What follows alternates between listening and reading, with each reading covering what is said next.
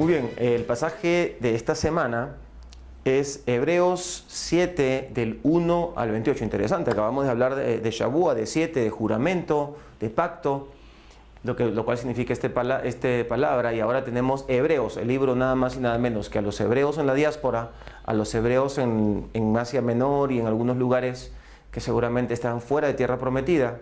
Se entiende que Pablo escribió este libro.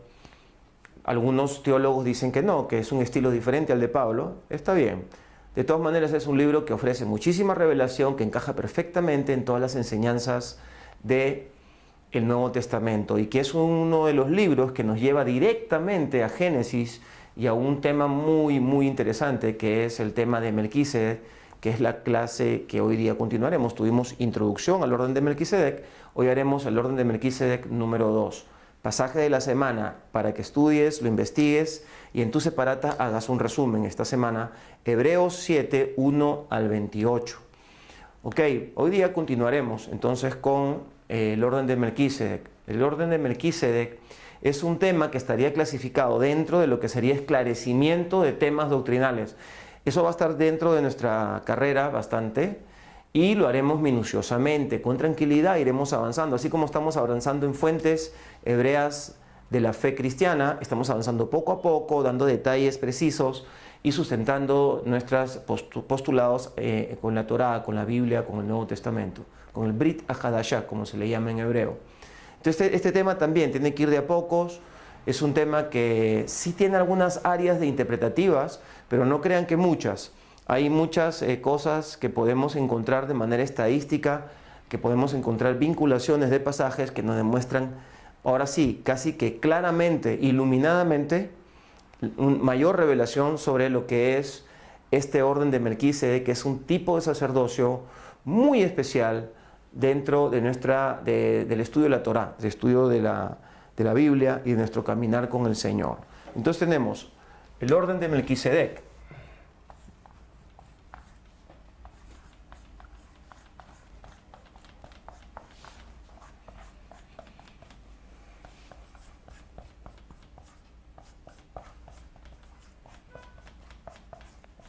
Melquisedec, que era,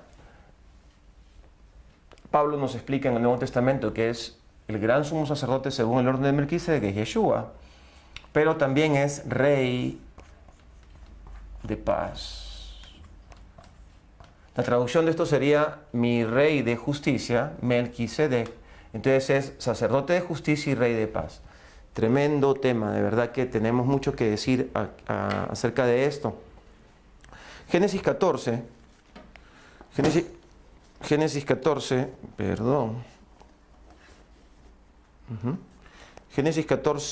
del 17 al 24, lo vamos a leer ahora. Dice que después que Abraham había peleado contra 5 reyes que habían ganado a los reyes de Sodoma y Gomorra, y otros 2 más los habían aplastado, los habían destruido, se habían llevado las mujeres, los niños, los animales, sus bienes, y entre esos a Lot, el sinvergüenza, que había decidido vivir en Sodoma.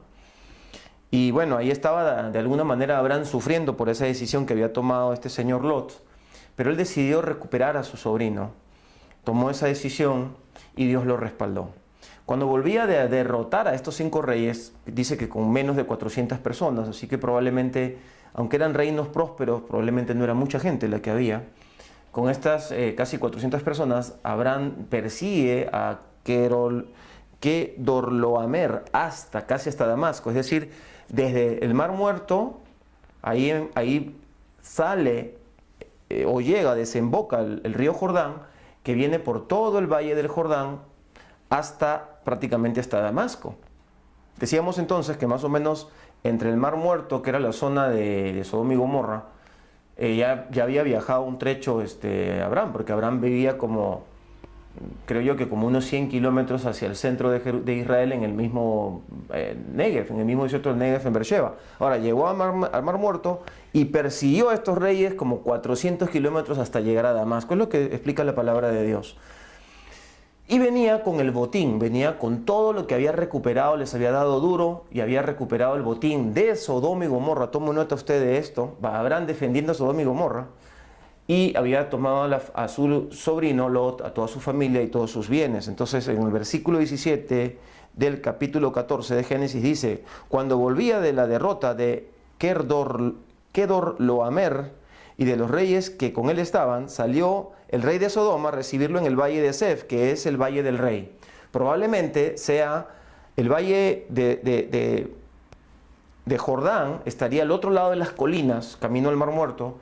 Y si venimos de este lado de las colinas que están llegando a Jerusalén, encontramos este valle, muy probablemente sea ese valle, donde está el Monte de los Olivos y el Monte Moriah, donde estaba el templo, y donde estaba, por supuesto, Jerusalén. Entonces dice en el versículo 18, entonces Melquisedec, rey de Salem o de Shalom, y sacerdote del Dios Altísimo, sacó pan y vino. Y le bendijo, diciendo: bendito seas Abraham, todavía no era Abraham, todavía no había hecho el pacto con Dios, era Abraham, del Dios Altísimo, creador de los cielos y de la tierra. Y bendito sea el Dios Altísimo, que entregó tus enemigos en tu mano, y le dio a Abraham los diezmos de todo. Vamos a parar ahí. Fíjense que aquí vemos, según los estudios que he hecho, lo que he investigado, dentro de la cultura judía, de la cultura antigua, cuando alguien te ofrece pan y vino, estamos hablando de pacto o de ordenamiento o de reconocimiento. En este caso, cuando un sacerdote te entrega, te hace un ritual como el que hacemos en Shabbat, que se llama Kiddush, pan y vino, o vino y pan, que se hacen en la costumbre judía. Aquí dice pan y vino. Entonces estamos hablando muy probablemente de un ordenamiento. Más adelante entenderemos que era nada más y nada menos que había ya algún tipo de relación entre Abraham y esta teofanía o este hombre que no tenía principio ni fin ni genealogía, como Yeshua. Entonces los teólogos, muchos teólogos, no pocos, dicen que era una teofanía, una representación de Dios, era un hombre que representaba de alguna manera a Jesucristo, a Yeshua. Bueno, yo estoy seguro de que así fue, esa es mi opinión. Era este hombre, si no era Jesucristo mismo, Yeshua, en este hombre, en esta especie de ángel o de personaje casi que deídico, era alguien que de todas maneras le representaba y que de alguna manera estaba cuidando Salem, que era el monte Moriah, que era la ciudad de Jerusalén, que luego mañana más tarde estaba tomada por los jebuseos, cuando llega David a recuperarla. Josué no pudo. Josué ganó todas sus guerras en toda la tierra prometida, pero no pudo tomar Jebús. El gran Josué, tremendo guerrero, tremendo estadista. Pero aquí vemos que Abraham, porque luego Abraham regresa a Salem para sacrificar a Isaac, cuando había pasado ya varias décadas. Regresa a ese lugar, es decir, Abraham conocía ese lugar, había una relación con este hombre. Y este hombre no era cualquiera. ¿Por qué? Porque Abraham le entrega los diezmos. En el capítulo 5 de Hebreos, el apóstol Pablo, el Rav Shaul, dice claramente de que nadie le da los diezmos a alguien inferior, sino a alguien mayor. Y si Abraham, en él ya estaba configurado el pueblo hebreo con las 12 tribus mismas, entonces Leví, que es a quien le damos los diezmos por causa de que son los sacerdotes y los servidores, los levitas y los sacerdotes, ya diezmaron a Melquisedec a través de Abraham. Lo cual, a este personaje que no tiene genealogía, lo hace el personaje del cual queremos estudiar ahora, o sea, de este sacerdocio. ¿Qué implica? ¿Qué significa este sacerdocio? ¿Por qué la Biblia lo menciona solo una vez? Muchas de las cosas más importantes de la Torá son mencionadas una sola vez y luego tenemos que ir haciendo investigaciones profundas para poder encontrar correlación con otros pasajes, encontrar la relación con otros pasajes, y luego de repente nos damos cuenta que hay mucho más información de la que pensábamos, a pesar de que es un tema que no se repite muchísimo. Así que aquí lo tenemos a Abraham entregándole los diezmos. Entendemos entonces que Abraham ahora también era un sacerdote, según el orden de Melquisedec. Empezó porque él le entregó los diezmos y porque este hombre lo bendijo con pan y vino y además hizo sobre él una bendición especial y lo confirmó como Abraham del Dios Altísimo, al Dios a quien ministraba este Melquisedec y todos los que luego caminaron en este orden. Versículo 21 dice, entonces, habían tres personajes. No estaba solamente el rey de Salem, Melquisedec y Abraham, estaba ahora el rey de Sodoma. El rey de Sodoma dijo a Abraham, dame las personas y toma para ti todos los bienes. Y respondió Abraham al rey de Sodoma: he alzado mi mano a Jehová, o a Elohim, o a Yud Hei Vav Hei, Dios Altísimo, creador de los cielos y de la tierra. ¿Qué significa he alzado mi mano? Ahora estamos viendo un juramento, una promesa. Fíjense, Abraham seguramente juró que iba a cuidar a su esposa y todo, y luego la entregó al rey de Egipto.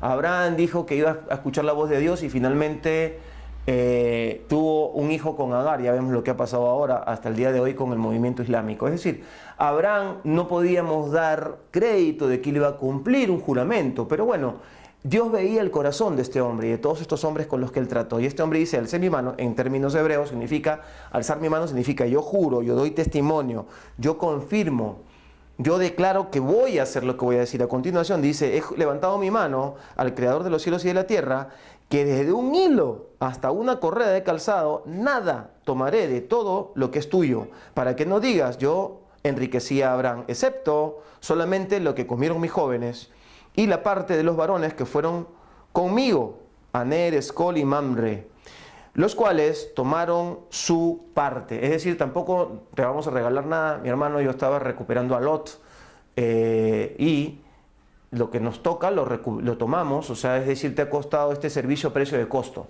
pero sueldo o ganancias por esto no lo voy a tomar de tus manos. Fíjense, qué casualidad, está el rey de Salem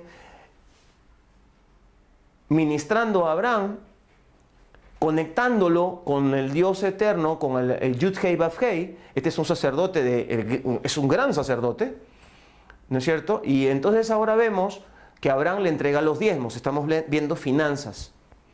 Pero luego vemos que aparece Sodoma, este rey fue destruido luego. O sea, le salvaron su gente, pero finalmente murieron todos. Abraham intercedió por ellos, pero murieron todos.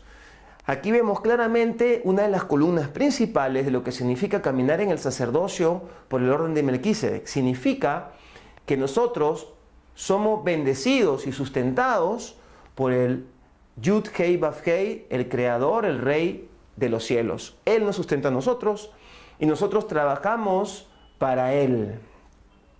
Significa que van a venir otros reyes de la tierra y nos van a querer dar cosas. Y nosotros tenemos que tener discernimiento y ser prudentes y ser sabios. Significa que la principal de las tentaciones o de los eventos que nos van a apartar de este sacerdocio es hacer negocios con la gente que está fuera del orden de Dios. No solamente del orden de Melquisedec, sino del orden de Dios completamente. Aquí vemos un mensaje bastante claro y bastante interesante. No es en vano que el Eterno lo pone en medio de esta posición. Cuando termina este pasaje, este evento, inmediatamente es que el Eterno lo llama a Abraham para hacer ahora sí un pacto con él y decirle que le iba a entregar un hijo a través del cual se iba a prolongar la bendición de la promesa que había sido entregada a Abraham y que venía directamente desde Génesis 1, desde el día en que el Verbo que se paseaba en el Edén prometió y dio su palabra de que un hijo, un descendiente de Adán y de Eva, iba a ser nada más y nada menos que el restaurador, el salvador de toda la humanidad. Muy bien, continuando entonces con esta propuesta acerca del orden de Melquisedec. Hemos hablado de que Melquisedec le da a Abraham pan y vino. Luego el pan y el vino lo vemos, lo vemos también en otros episodios donde hubieron pactos y hubieron momentos cruciales, como por ejemplo la última cena, hubo pan y vino. En Génesis capítulo 27, versículo 27 también dice: y Jacob se acercó y le besó, y olió a Isaac el olor de sus vestidos, y le bendijo diciendo: mira el olor de mi hijo, como el olor del campo que Elohim ha bendecido. Dios pues te dé del rocío del cielo, de las grosuras de la tierra, y abundancia de trigo y de vino, o mosto. Mosto y vino es lo mismo en la Biblia. Sírvante pueblos y naciones se inclinen a ti. Sí, Señor, sé Señor de tus hermanos, y se inclinen ante ti todos los hijos de tu madre. Malditos los que te maldijeren y benditos los que te bendijeren. Nada más y nada menos, Isaac está bendiciendo a Jacob. Isaac, otro sacerdote, otro hombre tremendo, otro titán de la fe. estuvo dispuesto a morir por los diseños de Dios. Dios dijo, esto es lo que quiero que se haga, y él tiene que ser sacrificado, y no dijo ni una sola palabra. Y ahí es donde el Eterno, antes de que Abraham sacrifique a su propio hijo, el Eterno dice, stop, aquí hay un cordero provisto para este sacrificio. Ahora Isaac está dando la bendición, está transfiriendo la promesa a Jacob. Fíjense, para poder entender todo este proceso de Melquisedec, no podemos aislarlo de entender lo que es los cumplimientos proféticos, la economía de Dios, todo el aspecto profético, la economía de Dios, como acabo de decir en un momento, para lo que es la manifestación profética de cada una de las tribus, las dispensaciones del Señor. Todo esto tiene que estar un poco como revisado, lo vamos a ir revisando para poder vincular la enseñanza de Melquisedec, que tiene mucho que ver con el trabajo sacerdotal y de reinado de Yeshua.